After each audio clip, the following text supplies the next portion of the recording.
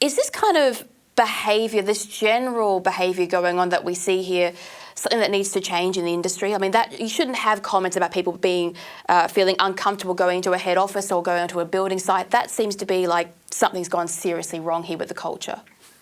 Well, there is a cultural problem, and remember, this also applies to other unions. We used to have demarcation disputes where, there was active hostility between, say, the CFMEU and the AWU on projects. I remember being involved in trying to sort some of those things out. So it's nothing new. Certainly death threats are criminal, and they ought to be dealt with if she's receiving death threats by the police.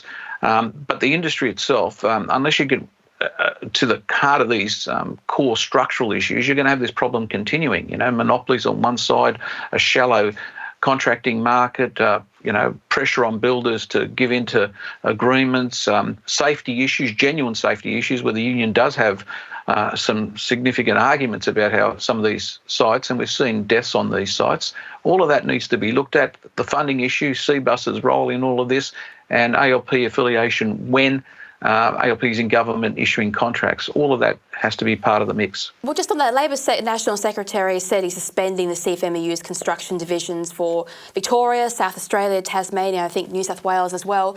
Now, that means no political donations for Labor. Are these suspensions permanent, or are they just a warning, or is it more of a political statement for the public that'll blow over in a few weeks? Well, I think it's a sensible thing to do. They need to get to the bottom of the administrative problems, and if there is corruption, the police need to be supported in their investigation. But as I said at the beginning, I think there needs to be laws too that deal with RICO-type behaviour, that is, where you do have infiltration of organised crime, that this is a different category of corruption than just ordinary, bribery and run-of-the-mill stuff. It's a bit of an upscale, isn't it? It's a bit worse than it was before. Well, it needs a bit more. Well, that's the accusations. They're talking about organised crime, and it needs to be dealt with.